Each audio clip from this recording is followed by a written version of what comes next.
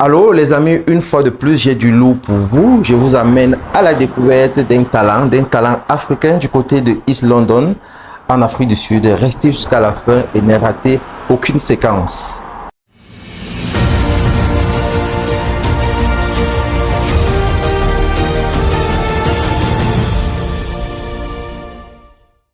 Chaîne qui vous permet d'entreprendre et de réussir. Alors aujourd'hui, je vous accompagne à la découverte d'un talent. Il s'appelle Roméo, il est basé du côté de East London en Afrique du Sud. Il fait dans la fabrication de meubles. Donc ensemble, nous allons visiter ses entrepôts, nous allons visiter sa salle d'exposition. Nous allons avoir un entretien avec lui afin qu'il puisse inspirer cette jeunesse qui rêve également d'aller loin, qui rêve de faire des merveilles en Afrique, mais qui a du mal à pouvoir y arriver. Frère David. Alors, qui est Roméo Ndjoumessi? Roméo Ndjoumessi n'est autre que le Ndjoumessi, fils du Cameroun, digne fils du Cameroun, et qui aujourd'hui réside en Afrique du Sud. Et c'est avec grand plaisir, Monsieur David, de vous recevoir dans mes locaux. Merci, merci. C'est un plaisir également. Nous avons visité votre entrepôt. Nous venons tout droit de votre entrepôt, où nous avons vu comment est-ce que vous coupez le bois, comment est-ce que vous assemblez et vous transportez dans votre salle d'exposition que voici. Alors, nous avons quelques questions à vous poser parce que c'est rare de trouver des talents pareils, des gens qui font des merveilles pareilles, et nous avons envie d'inspirer la jeunesse. Le but de cette chaîne, c'est d'inspirer la jeunesse afin qu'ils puissent copier le bon exemple et de pouvoir également pouvoir réussir dans la vie. Alors, est-ce que vous pouvez nous dire choisi l'Afrique du Sud par rapport, vous dites que vous êtes Camerounais et vous êtes aujourd'hui en Afrique du Sud. Pourquoi avoir choisi l'Afrique du Sud au lieu de pouvoir continuer à faire produire des merveilles pareilles au Cameroun? Parce que pour la petite histoire, j'étais lors de mon dernier voyage au Cameroun, j'ai visité quelques grandes surfaces et des meubles pareils coûtaient dans l'intervalle 700 000 1 million de francs, et j'étais surpris de me rendre compte que ici vous vendez ça à l'équivalent, vous pouvez produire ça à l'équivalent de 100 à 150 000 francs seulement. Donc au lieu du Cameroun, parce que je pense qu'au Cameroun, vous aurez certainement fait plus d'argent que ça si vous produisiez ces meubles au Cameroun. Pourquoi l'Afrique du Sud? Effectivement, c'est très vrai. C'est très vrai au niveau des prix, c'est très vrai au niveau de la demande. Mais déjà, ma position en Afrique du Sud aujourd'hui, c'est un choix, c'est une orientation. Et nous allons tenir compte des opportunités. La base est pas des opportunités. Quelque part, comme au Cameroun et comme beaucoup plus d'autres pays en Afrique, il y a des talents beaucoup plus que moi déjà. Certains me verront aujourd'hui comme un exemple, comme un modèle, mais je dis, j'ai juste eu le privilège que M. David me visite en ce jour et je suis ravi. Maintenant, au Cameroun, contrairement à l'Afrique du Sud, les opportunités sont diverses, elles sont différentes, autant pour moi. Elles sont différentes sur le plan se stabiliser dans une activité. Les conditions déjà dans les deux pays ne sont pas pareil. Maintenant, il est sage pour nous de réfléchir sur la possibilité comment acquérir des pareils meubles soit dans l'Afrique du Sud ou soit du côté du Cameroun, parce que déjà si vous regardez, ces meubles ne sont pas faits avec du bois naturel comme au pays. Oui, nous travaillons ici avec les panneaux stratifiés. Beaucoup connaîtront ce genre de bois, c'est des panneaux stratifiés, ils viennent sur différentes textures. Et je pense que jusqu'à ce niveau-là, la seule différence que nous avons besoin, c'est avoir une base, quand il s'agit de la menuiserie, c'est avoir une base en tant qu'un menuisier, qui est savoir ce que c'est qu'une coupe, qui est savoir ce que c'est qu'un assemblage. Jusqu'à ce niveau-là, je pense que c'est ce que tout bon technicien a besoin de savoir dans un premier temps. Ok, donc si je vous ai bien compris, l'Afrique du Sud offre plus de facilité, vous a offert plus de facilité d'implantation que le Cameroun. C'est pour ça que vous avez choisi l'Afrique du Sud, c'est ça? En temps réel, je dirais l'Afrique du Sud m'a donné des possibilités de facilement m'installer par rapport au Cameroun. Ok, maintenant, j'aimerais savoir où est-ce que vous avez appris à faire ça? Parce que je sais pas, c'est vrai, je vous ai pas connu il y a très longtemps, je vous ai pas connu, je connais pas quel est votre parcours au Cameroun. Est-ce que vous avez appris, vous êtes formé où, au Cameroun ou en Afrique du Sud? Déjà, une très bonne question, et c'est où le côté avantageux du Cameroun fait surface. Déjà, je suis menuisier de profession et tous mes études de menuiserie, je les fais en Konsamba, au lycée technique de Konsamba, d'où déjà je dis un grand merci à tous ceux qui ont été mes enseignants jusqu'au proviseur de cette année. Je leur dis à tous, je leur dis un grand merci, particulièrement à Tassofo Jules et à Foyet Pierre qui ont été pour moi d'abord des grands frères avant d'être mes professeurs. Et aujourd'hui, peu importe ce que je peux faire, on peut voir le talent en moi, mais c'est juste parce que j'ai été disponible afin de permettre que ce que l'enseignant s'efforce en longueur de journée à enseigner, que je puisse juste mémoriser et aujourd'hui je peux en faire profit. Ok, merci Monsieur Roméo. J'ai une autre question. Pourquoi ce métier? Est-ce que c'est vraiment rentable? Est-ce que ce métier nourrit son nom? En termes de rentabilité, il est palpable. Il n'y a rien qui puisse être fait sans l'utilisation d'un matériau en bois. Déjà, tout ce que vous allez observer là, partant d'une cuisine ou d'une chambre ou d'un salon, tout est fait en bois de nos jours. Et vous voyez la tendance. Le bois peut être soit à l'état naturel comme du côté du Cameroun, ou de ce côté, le bois peut être un dérivé, un matériau dérivé comme vous le voyez. Et de l'autre côté, nous pouvons avoir des lits que la base est le bois. Le tissu n'est que le dessus. Vous voyez, le bois, c'est quelque chose, si déjà vous vous rendez compte qu'on utilise massivement le bois, ça veut dire qu'il est rentable. Okay. Oui, la rentabilité dépendra maintenant de la façon où vous vous exprimez avant d'impliquer les finances qui est le budget.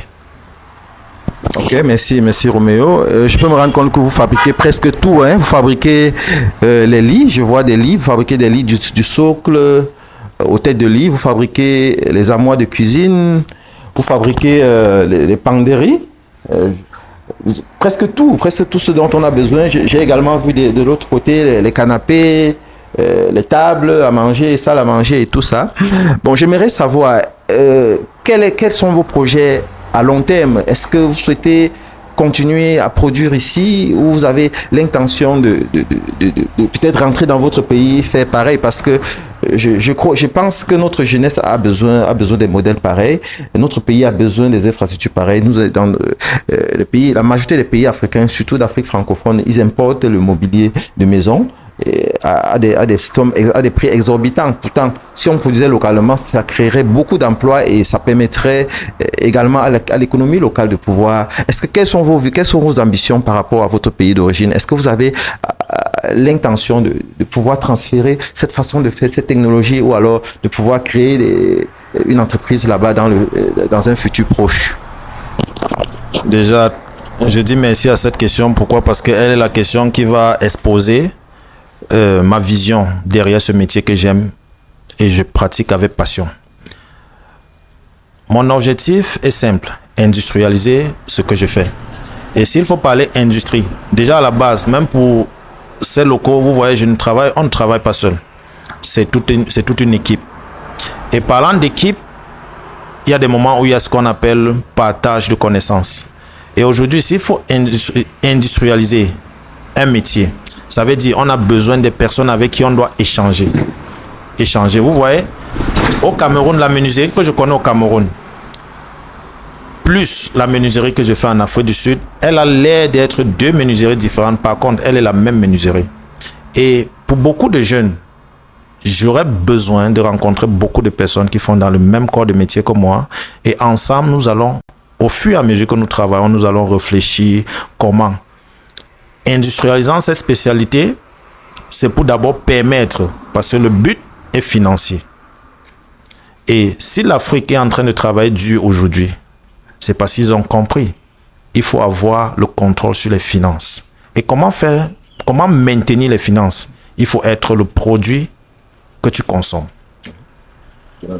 Il faut être le produit que tu consommes. Et aujourd'hui, je me tiens comme un garant de ce produit. Et nous allons consommer local. Okay. Alors, une dernière question avant de conclure cet entretien. Quel conseil est-ce que vous donnerez aux jeunes? Vous voyez, l'Afrique de nos jours c'est particulier, se distingue par son taux de chômage élevé. Et je sais pas, beaucoup de jeunes rêvent, ils veulent bien faire des choses, mais ils n'ont pas de facilité, ils ne savent pas où commencer et tout ça.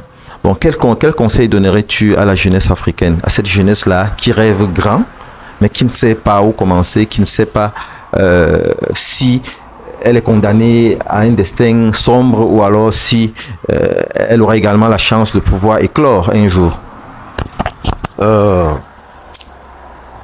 C'est une question assez importante et c'est une question qui détient l'avenir de l'Afrique. La première chose que je vais essayer de dire, je vais nous prendre dans un exemple palpable. La base est d'où vient le problème de l'Afrique. Et s'il faut parler du problème de l'Afrique, l'Afrique a besoin des fonds. Et nous perdons beaucoup à payer des main-d'œuvre que de consommer ces main-d'œuvre. C'est d'où vient le déficit financier africain. Je pense que vous en conviendrez avec moi que si vous avez 2 ou 3 ou 5 enfants, c'est un exemple très simple, et tous vos enfants sont des littéraires, à la fin, vous vous trouvez en train de tout acheter.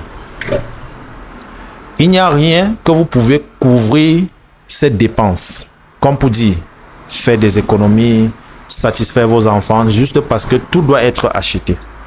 Je suis arrivé au point où je m'en rends compte, un exemple, c'est quelque chose de banal. Il y a des dames là qui n'arrivent même pas à faire une petite broderie sur un vêtement qui est déchiré. J'offre même des séances d'apprentissage de couture gratuites. Pourquoi? C'est des trucs mineurs.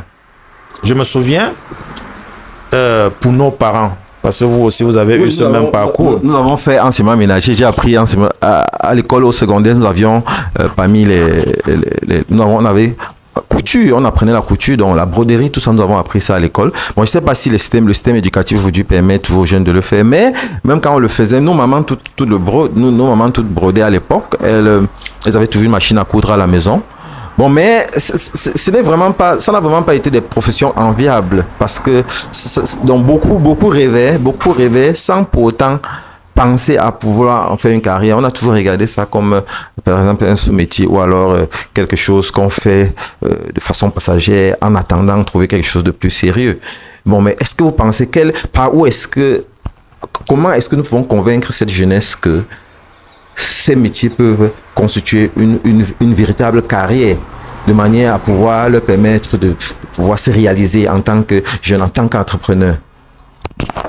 La première réponse que je vais donner, c'est mettre sa personne en avance. C'est se choisir. La tendance aujourd'hui, nous courons à l'évolution, mais nous n'avons rien à offrir. J'ai pris un exemple à la base qui était sur la couture. Ce que nous consommions, de tout ce que nous consommions, que ce soit nos vêtements, que ce soit ces meubles que nous fabriquons, jusqu'au téléphone que nous sommes en train d'utiliser, autant pour moi. Qu'est-ce que nous en savons? Nous ne faisons que consommer. Nous consommons. Nous ne pouvons même pas produire les 1/10 de ce que nous consommons. Et c'est où se trouve notre problème. La jeunesse, pour moi, aujourd'hui, si j'ai quelque chose à dire, et si quelqu'un peut m'écouter, ce qui est mon souhait, c'est de dire à tout jeune, la première des choses dans la vie n'est pas de te satisfaire, de t'offrir ce que tu as besoin. La première chose à faire est d'être sûr que tu as emmagasiné quelque chose qui demain peut t'apporter ce dont tu avais besoin. Et ce que tu as besoin d'emmagasiner, je parle de la connaissance. Les compétences. La connaissance est ce qu'aujourd'hui, on découvre en moi comme un talent. Mais je n'étais que disponible à cette époque. Enfant comme vous, j'étais simplement disponible à l'école. J'étais obéissant. Et aujourd'hui, si j'ai besoin, à toute heure, je peux me faire vendre tout ce magasin. Pourquoi? Parce qu'il y a la demande. Mais le problème, nous ne faisions pas encore écho en Afrique avec nos propres produits. Pourquoi? Parce que le fait de n'avoir pas mis notre personne en avance fait que on a toujours cette mentalité, non? Il faut importer un meuble. Un vêtement, il faut que ça vienne de Chine. Un téléphone, il faut que ça vienne du Japon. Tu vois, c'est ça notre problème. Nous allons mettre notre personne en avance. C'est la seule possibilité pour pouvoir permettre que nos jeunes frères et nos enfants en même temps jouissent de ce bonheur. Merci beaucoup, Roméo. J'ai retenu quelque chose de très important. Ce métier est rentable, il peut nourrir son homme. Roméo forme déjà des jeunes et il a un projet d'élargir son champ de formation. Il souhaiterait former les jeunes en Afrique du Sud, il souhaiterait former des jeunes partout en Afrique. Restez scotchés. Si vous aimez des contenus pareils, laissez un commentaire et nous ferons le plaisir de vous présenter davantage de talents pareils. Si vous avez besoin des prestations de Roméo, vous pouvez nous contacter, vous pouvez nous laisser un message et nous ferons le plaisir de vous laisser son numéro. Merci.